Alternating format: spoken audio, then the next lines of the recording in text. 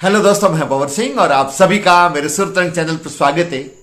दोस्तों, राजस्थान की वीर भूमि के बारे में कहा गया है, शीश कट्या धड़ लड़या पड़या जद छूटा प्राण मरुधरारा एड़ा वीरों ने दुनिया करे प्रणाम। हमारे यहाँ पर ऐसे योद्धा हुए हैं जिनका शीश कट गया, लेकिन शीश कटने के बाद में भी उनका धड़ लड़ा, जो आज जुझार के रूप में, वीर के रूप में गांव गांव में पूजे जाते हैं, जहां असंख्य योद्धाओं की गौरव गाथा हमारे यहाँ कण कण में भरी पड़ी है।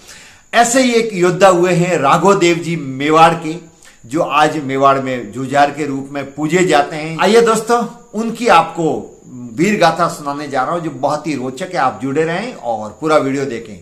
जी हाँ दोस्तों, राघव देव जी राणा लाखा के पुत्र थे, राणा चुंडा के भाई थे।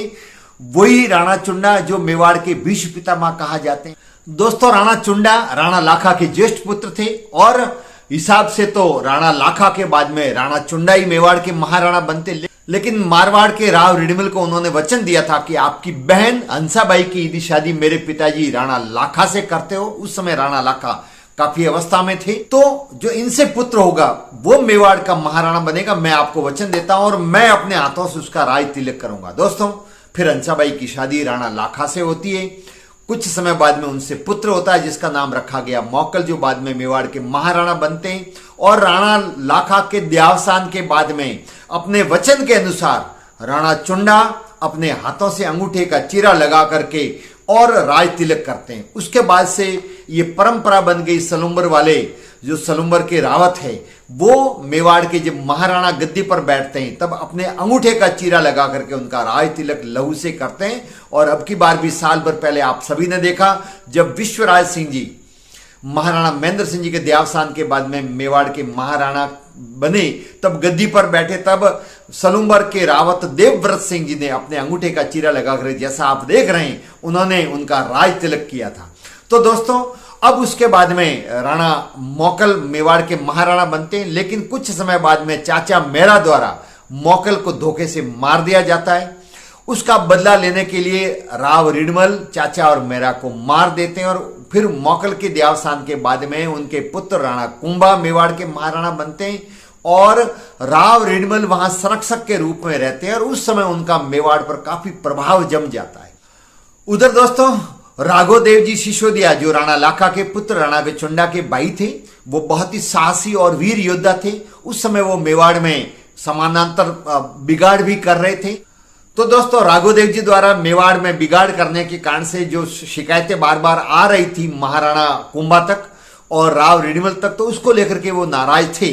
दूसरा, एक और घटना भी इतिहास में हमको पढ़ने को मिलती है कि राव रिडमल के नाराजगी का कारण ये था कि चाचा मेरा की जब उन्होंने हत्या की राव रिडमल ने, तो चाचा मेरा के पास में कुछ सिसोदियों की कन्याएं थी जो वहां उनके पास में थी, उनको वो लेकर के आ गए और देलवाड़ा में आकर के राठौड़ों के घरों में उनको बैठा दी। ये समाचार जब राघव देव जी को पता लगा कि हमारे सिसोदियों की कन्या राठौड़ों के घरों में बैठी है, तो उनको ये बात नागवार गुजरी और वो वहां पर एक छोटी सी सेना की टुकड़ी लेकर के आए और वहां आकर के और जबरदस्ती उन कन्याओं को लेकर के और अपने डेरे पर लेकर के चले गए।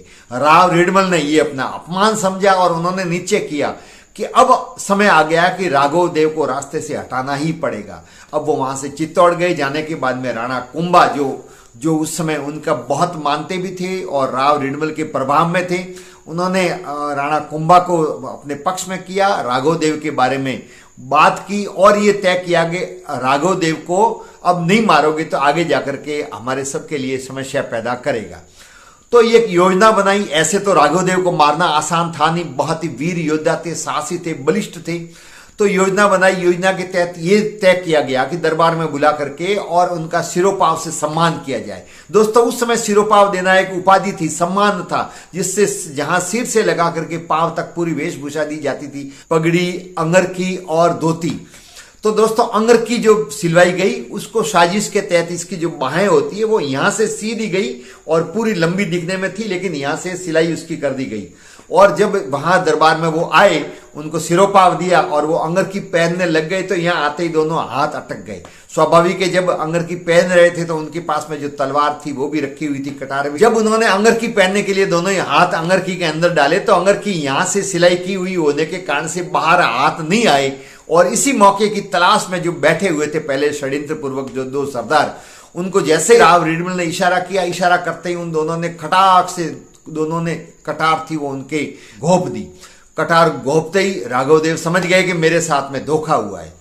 दूसरी घटना में यह भी बताया जाता है कि स्वयं राणा कुंभा और राव रिडमल ने उनकी बाहें थी वो पकड़ ली और पकड़ने के बाद में उनके कटार उन्होंने सरदारों ने गोपी।